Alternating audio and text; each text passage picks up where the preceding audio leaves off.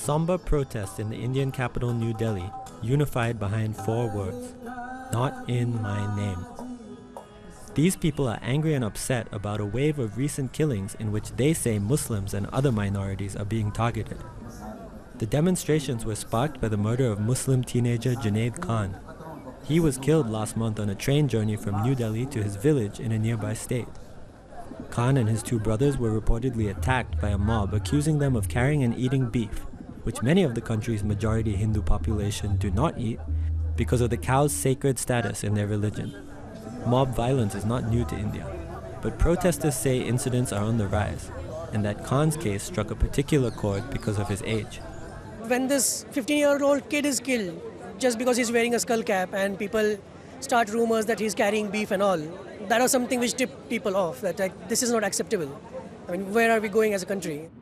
Religious tensions around cows and beef have become increasingly common flashpoints across the country. Rumors about cow slaughter and beef eating, circulated on messaging platforms like WhatsApp, often stir up hostilities further. Attacks over the issue have been on the rise since Prime Minister Narendra Modi came to power in 2014, and they're often carried out by so-called cow vigilantes who follow a right-wing Hindu nationalist ideology.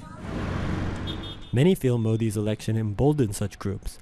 Though the Prime Minister has condemned killings in the name of cow protectionism, he and his party, the BJP, also subscribe to Hindu nationalism. It's this strand of politics that some liberal voices say has become difficult to speak out against. But now, they say, they're fighting back. I felt that this was a place where I could safely sort of say that I disagreed with what's happening currently in the country and also how the government has been treating it. And that's not always the case, especially because of, the discourse around things and people being very quickly labeled anti-national. So there's definitely a lot of fear. But some, such as politician Subramanian Swamy, a member of the Prime Minister's party, say the fears are overblown.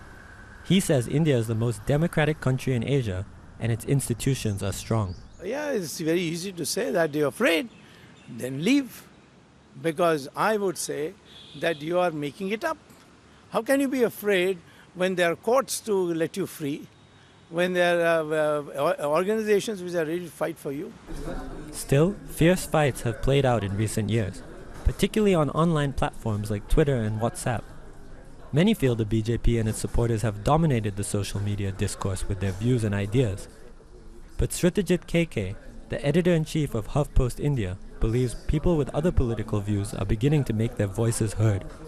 I don't see the BJP as having a monopoly over the discourse anymore because other parties are catching up.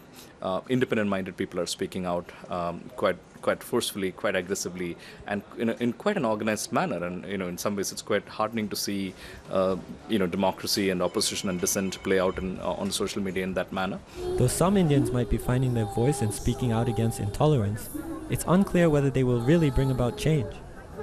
Last week, on the same day the Prime Minister condemned the recent wave of attacks, another Muslim man was killed by a mob, showing that an end to the violence may not yet be in sight.